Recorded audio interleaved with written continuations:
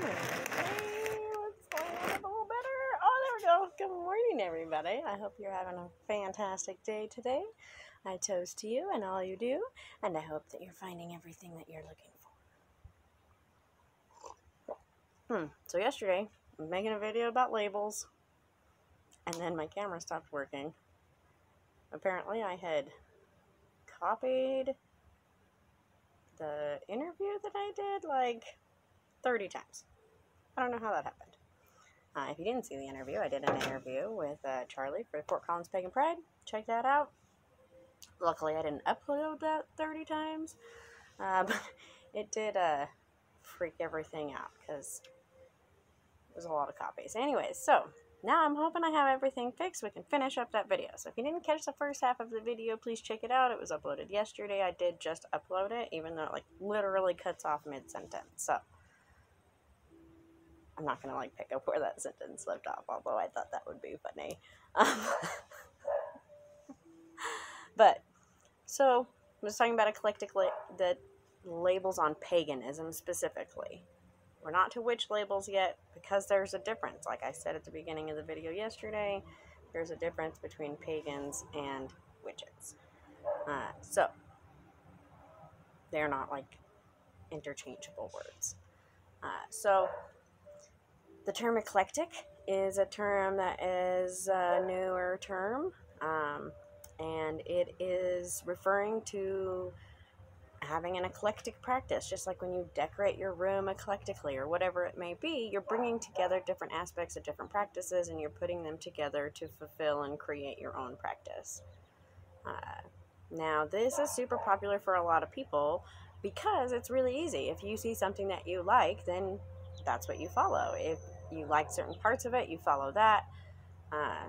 And so I think that it's really easy, especially for people who are newer to the faith, to just start picking up different pieces. Like, say you like Thor, and then you like Bess, and then, maybe you're super into the dancing of the South American, Peruvian shamanism, stuff like that. Whatever it may be. So you're putting together all of these different little pieces of practice, and then you create a full practice. So this sounds awesome. It is awesome. I am an eclectic practitioner, but it's not something that you like start and you're like, bam, my practice is complete. I just started. I know that I like these gods in this practice, and I do this. It's going to take time for you to create... There's flies on my coffee. I can't have that. Go away, flies.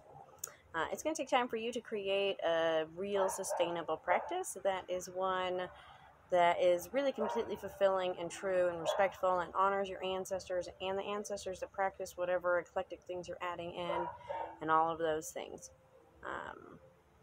Now, the other side of that coin is that there are a lot of naysayers who are like, it's unethical, or it's irresponsible, or it's, put some word here, not cool, to have an eclectic practice. Now, some of those people come from the belief line of what we call the traditional practice. And these are people whose parents taught them how, and their grandparents. Technically, I would be considered a traditional witch, pagan, both. Because my dad practices, and my mom's a universalist, which is kind of like a pagan, but not. It's like a whole new world. Sorry, there's a mosquito hawk stuck under the table right here, and I thought it was Daddy Longleg for a minute. Floating. It tripped me out. It's not. It's a mosquito hawk. I'm gonna leave it alone. Maybe there's some mosquitoes down there you can eat. Anyway, so, my parents practice, my grandma's a psychic. She's Christian, but she's still a psychic.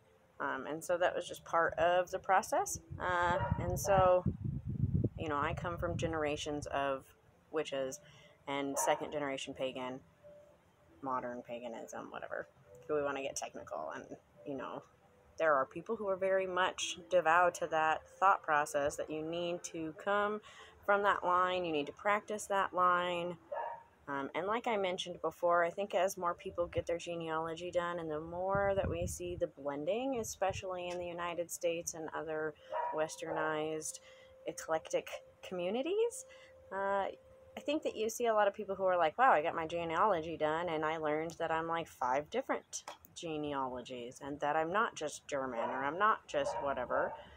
And that really opens up the door for looking into other practices. And so I do see a shift in the whole, you can only practice what your genealogy and your family, and that's the traditional practice. So those people who are really devout to that thought process are really against the eclectic title, because again, they practice with their mother and their father and their grandfather and whoever taught them, and they're carrying on that tradition. And in that tradition, it's probably pretty specific to their cultural norm. And therefore, it's going to be specific. You're going to have Romanian witchcraft because that's what you've practiced through the generations, whatever it may be. And all of these examples are just random things I'm pulling out of the brain because I don't want it to be just what I do. I want it to be, what I'm using random examples on purpose. So, if you're making notes on all of these things, not what I'm identifying as, but maybe some of them, who knows. Anyways, I don't like labels very much. I think that they're more confining and dividing than they are, but we'll get there. So, first we're going to talk more about these labels. Okay, so the other naysayers to the eclectic practice, so this last 2 categories kind of come together in some places, but we're going to go with the extreme one first. So we have the Extreme Cultural Appropriation Committee. I've got a great blog on the Peacock pages that was actually written by a wonderful lady from the Alberta Pagan Association, whatever, it's on there. I'll get the name wrong. Anyways, but so we have the people who are the cultural appropriation awareness extremists. Some of this is granted, okay? So, I know some indigenous people who are really, really hurt deeply by the history that their people have suffered and the due justice that they have. Like, there's never been any kind of justice in any shape or form that has ever come in any way to... There is no compensating for that, okay? None. There is nothing that we cannot go back. All we can do is move forward and be better people now and recognize the error of our ways and not repeat those mistakes. And show respect to these people, okay?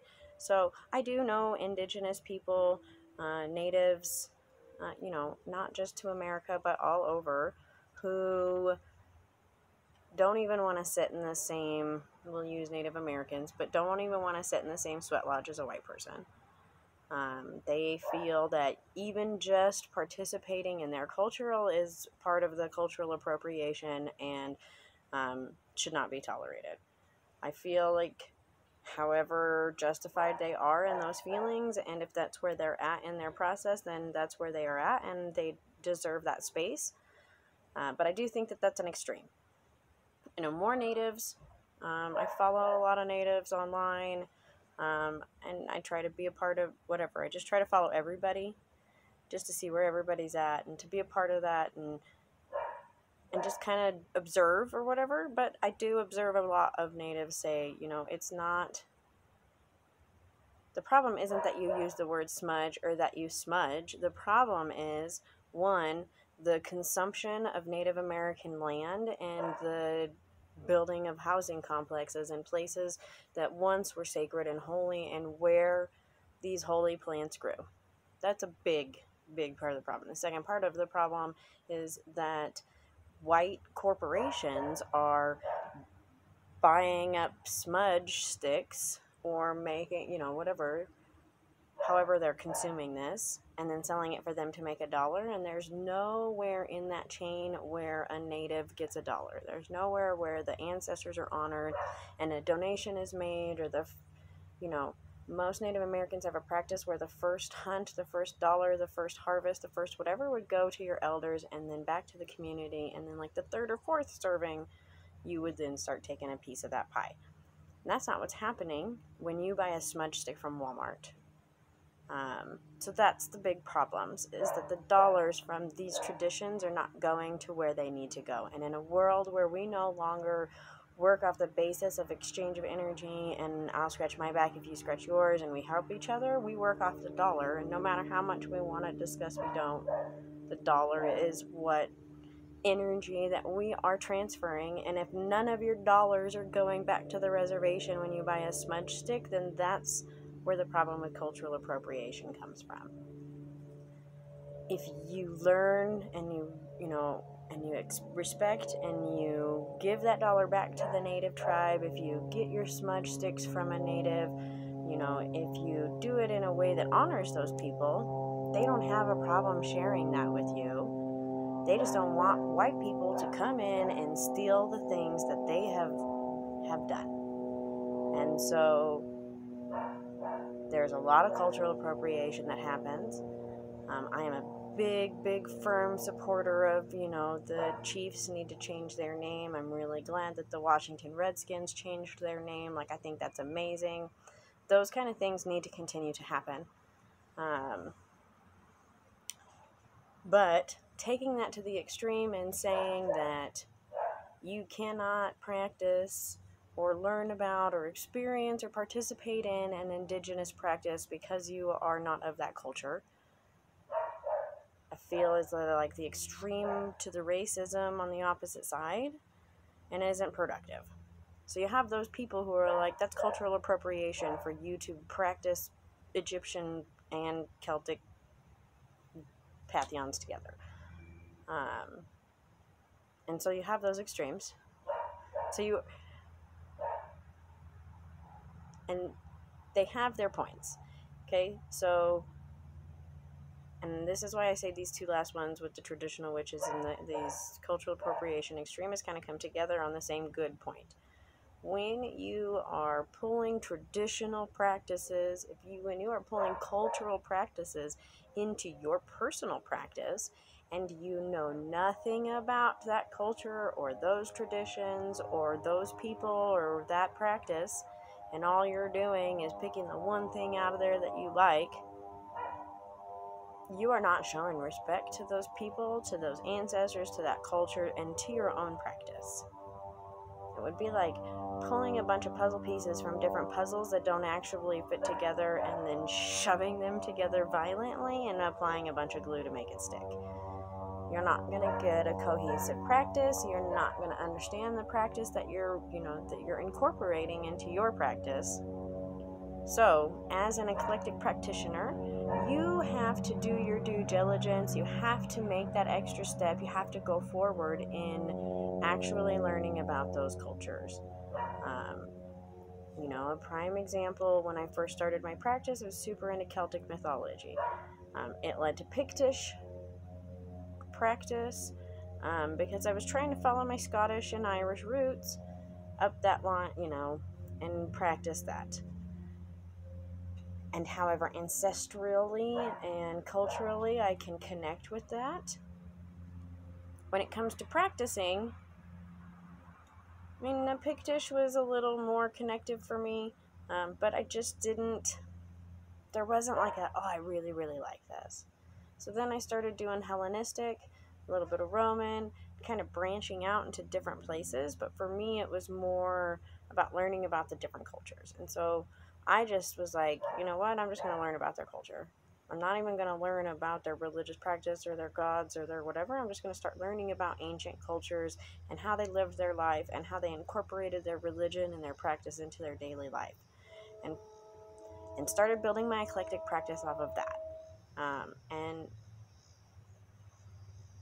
so as you build your eclectic practice, if that's the path that you're choosing, you have to put in that due diligence, take that step forward, and add those things in. And all the things that you add in, you have to go off and actually learn about them. I was learning about voodoo and about about Western African cultures, and I'll butcher the pronunciation, so I'm not even going to go there. So the Western, And there's pieces missing, and I was like, you know what? I'm going to reach out. And I reached out to people in Nigeria and asked them about their culture and what they practice, and I got great information. I learned amazing things, and they were very, very open and willing to communicate with me, and it was a great exchange of information. They had questions for me, I had questions for them. We shared. It was amazing. We have that ability, and as an eclectic practitioner, you have to take that step to go further and get that information.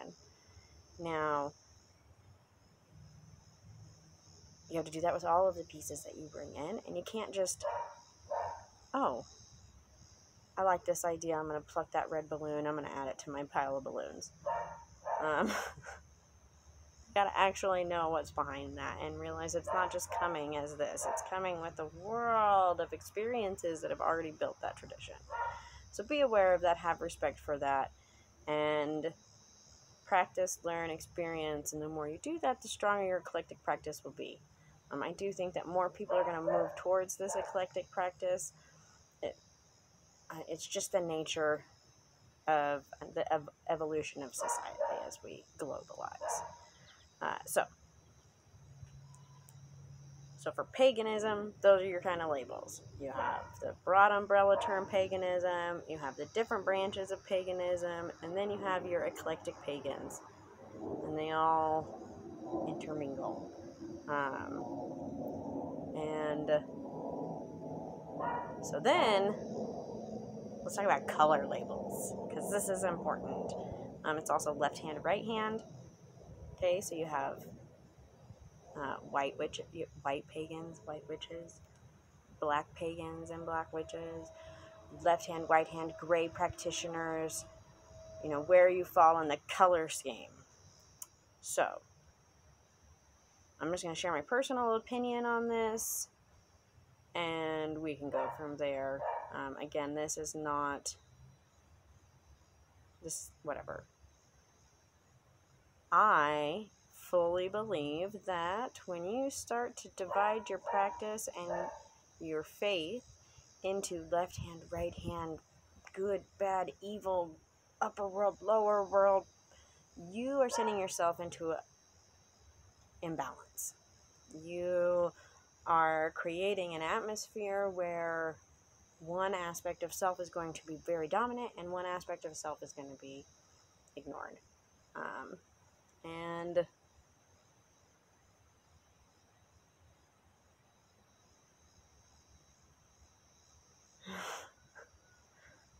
sorry, this is one of those topics that a lot of people, whatever. So I also really believe that this whole left hand, right hand, black magic, good magic, bad, whatever, is something that's carried on and also created by the church. If we went back before Christianity, yes, there was good and bad,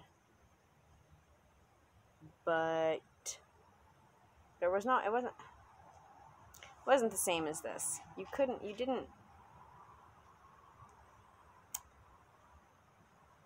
Here's the example, okay? So, Satanists, left-hand practitioners, I don't mean like the color of their skin. I'm saying that this is used as opposed to white practitioners, dark practitioners.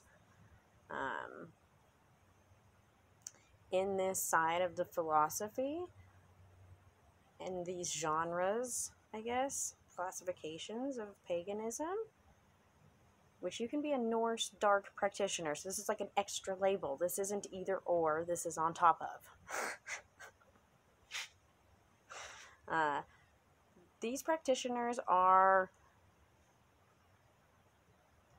it is a generally common belief that the divine is in with you, and your purpose of being here is to become the best that there is, to express that divine energy as being true to yourself and your nature, and experiencing that and exposing that and all of those kind of things. Okay, so it's very self-focused. I'm not saying these people are selfish, so don't take it to there. I practice on both sides of the spectrum. Okay, but there is very much of an aspect of focusing on that you are born into this world a perfect being, and in perfect harmony and in perfect readiness to experience everything that is in this world, and then that is your job, is to continue on in that perfect experience of the world. I'm generalizing quite a few different practices, so it's kind of hard to make that generalization. I'm sure there are people out there that are like, no, you're wrong. Whatever. Everybody's got an opinion. We're kind of like, no, we can't say that because then I get a cuss word ding. Okay, so you have those people, and you know that the divine is very much within you, and you are experiencing that, and you know, manifesting your perfect, beautiful self that you were born with, and that you are, and that's what you are meant to be. On the right hand side, or the light practitioner, or white magic, or fluffy bunny magic, which I say with love, but that's just kind of what it reminds me of. If we were to like have, it would be that lady in all white, shimmering with the fluffy bunny, and she's just nice to everybody, okay? And the other one would have like a crow and a snake and be like, come on, you want to come? No? Okay, so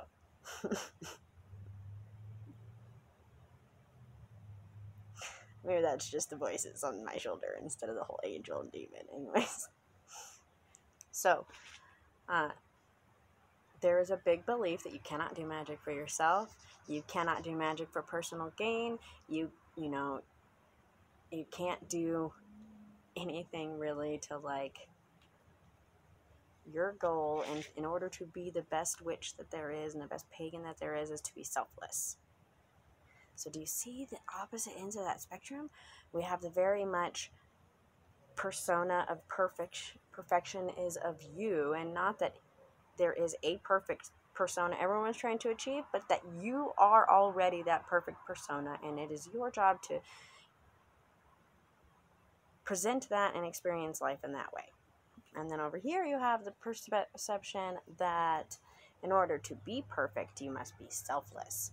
In order to be achieving these goals, you have to be selfless. Okay, so we have both ends of the spectrum, and then you have the gray witch in the middle who does a little bit of both, or pagan, gray practitioner does a little bit of both, and it's not black and white. It's not good and evil. It's not left and right. There's not a line that you can draw in nature, in the natural cosmic energies of the world and the universe and everything. You can't draw a line. You're like, this is the line, and everything on that side is evil, and everything on that side is good, and you have to pick a side, or dark or light, or better or worse, or blah, blah, blah. No, no, no, no. The terms of color association, or left or right, or good or bad, do not help your practice. They hinder your practice. They keep you locked in this bubble. And I mean, I guess a gray practitioner is less bubbleized because their bubble expands in both directions. But so you're missing out on stuff. And having this perception like it's like a scale and all black or all white or right in the middle, whatever. It's not how it works. In order to really find fulfillment and achieve balance and harmonize with the natural energies, you have to let go of this Christian construct of good and evil, left and right, good and bad, dark. No, no, no, no. These are not opposites in which you must choose one or the other, light and dark.